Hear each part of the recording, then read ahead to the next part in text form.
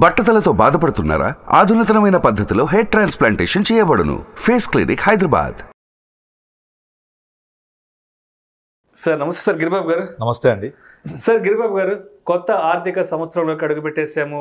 అదేవిధంగా తెలుగు నూతన సంవత్సరంలో కూడా అడుగుపెట్టబోతున్నాం కాబట్టి మరి ఈ నూతన సంవత్సరం నుంచి ఎటువంటి ఫైనాన్షియల్ డిసిప్లైన్ ఉండాలంటారు? ఫైనాన్షియల్ ప్లానింగ్ అనేది ప్రాపర్గా ఎలా ప్లాన్ చేసుకోవాలంటారు? అవునండి, మనకు April 1 వచ్చింది అంటేనే కొత్త ఫైనాన్షియల్ ఇయర్ స్టార్ట్ అయినట్టు.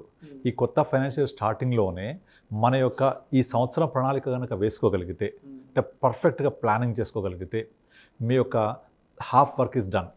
Proper plan is half work done, execution is remaining work done.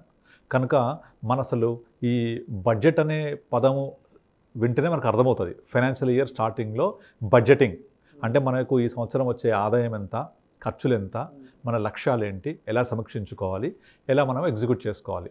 So అలా బడ్జెట్లోనే మనకి ఇవన్నీ పొందుపరిచి ఉంటాయి. అలాగే ఒక దేశానికి బడ్జెట్, మన యొక్క ఆర్థిక జీవితానికి మన సొంత బడ్జెట్.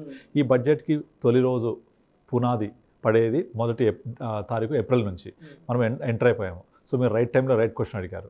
సో మనకు వచ్చే ఆదాయం ఎంత, ఫస్ట్ మనం ఏం చేయాలంటే మన యొక్క ఫైనాన్షియల్ పొజిషన్ ఏంటి మనం అర్థం చేసుకోవాలి.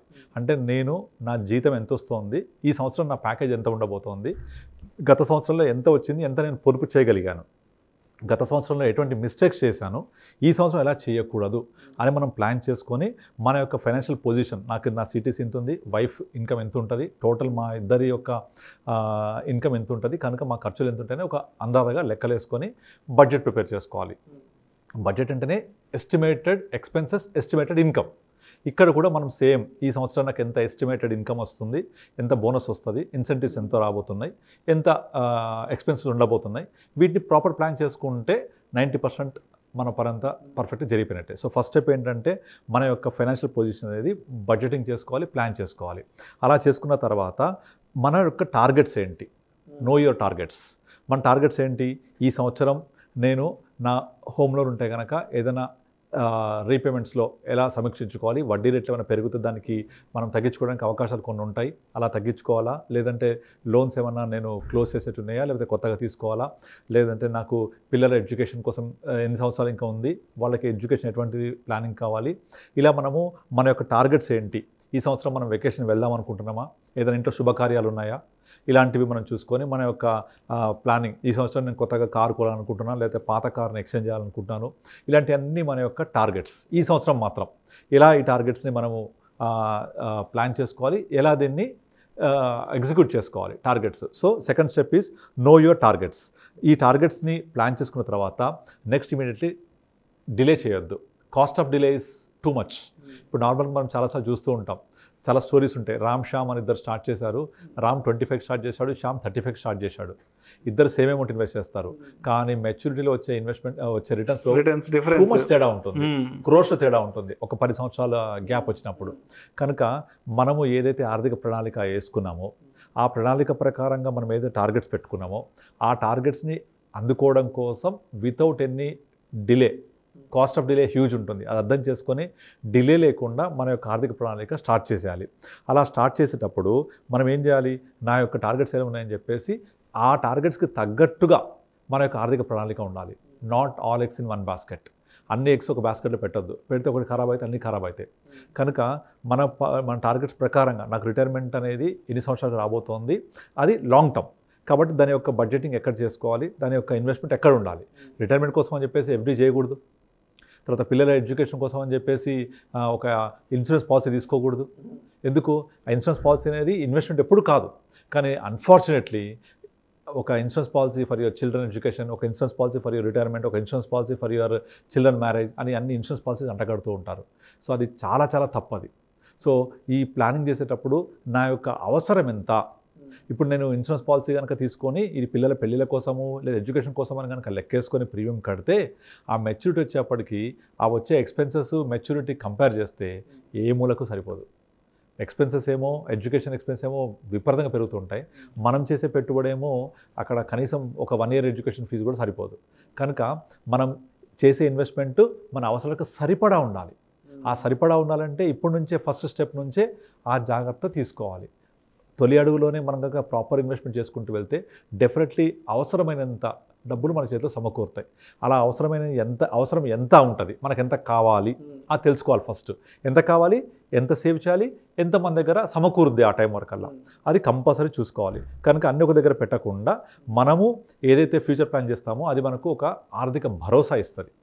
ఓకే, నాకు నెక్స్ట్ 10 years తర్వాత మా పాప లేక బాబు పలానా ఎడ్యుకేషన్కి వస్తే ఇంత అవసరమైద్ది, ఇవాళ డాక్టర్ ఫీజు ఎంత, డాక్టర్ మెడిసిన్ చదవాలంటే ఎంత ఫీజు ఉంది, ఈరోజు ఇంజనీరింగ్ చదవాలంటే ఎంత ఫీజు ఉంది, 10 years తర్వాత అది ఎంత అవ్వబోతోంది విత్ ఎక్స్పెక్టెడ్ ఇన్ఫ్లేషన్ తోటి, ఎంత అవుతే నా దగ్గర ఎంత పెట్టుబడి పెడుతున్నా ఎంత అమౌంట్ వస్తుంది at the rate of 12-15%, 16% rate of return వేసుకుంటే అనే ఈ ప్రణాళిక కనుక వేసుకొని మీరు కనుక ఎస్టిమేషన్తో కనుక ఉంటే మీకు ఒక ఆర్థిక భద్రత ఇస్తుంది. అది అంటే ఓకే, నాకు అవసరానికి సరిపడ డబ్బులు ఉంటాయి అనే ఒక అందాల మనం ఎస్టిమేషన్ అయితే వేసుకుంటామో అది మీకు పర్ఫెక్ట్గా మీకు సూటబుల్ ప్లానింగ్ అయినప్పుడు, ఎగ్జిక్యూషన్ చేసుకున్నప్పుడు, ఆ మెచ్యూరిటీ వచ్చినప్పుడు ఎటువంటి ఇబ్బంది లేకుండా హ్యాపీగా మనం ఆ ఖర్చుల్ని గట్టెక్కించవచ్చు.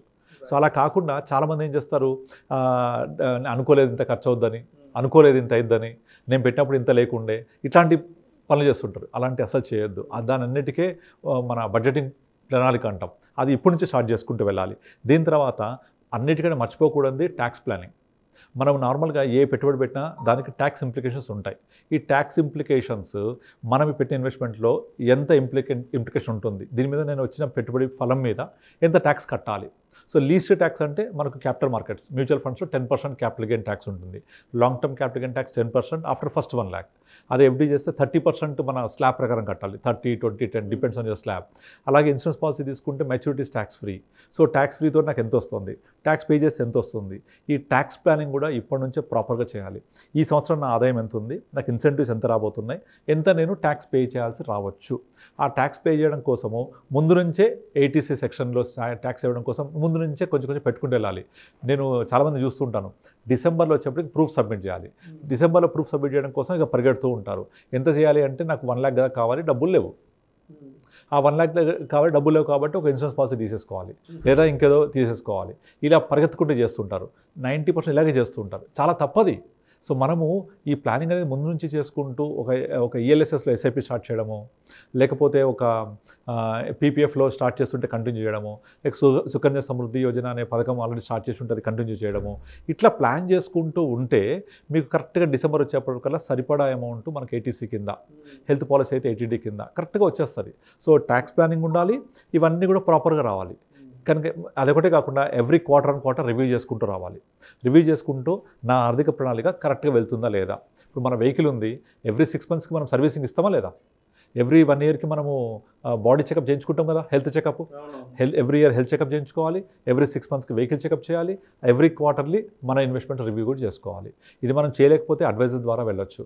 సో అట్లా మనం ప్రాపర్గా మనము ఫైనాన్షియల్ ప్లాన్ చేసుకోవాలి, తర్వాత మన టార్గెట్ ఏంటో తెలుసుకోవాలి, తర్వాత డిలే ఉండకూడదు, ఎగ్జిక్యూట్ చేసుకోవాలి, అలాగే ఫైనాన్షియల్ భద్రతగా ఉండేలాగా మన యొక్క ఆర్థిక ప్రణాళిక ముందుకెళ్ళాలి.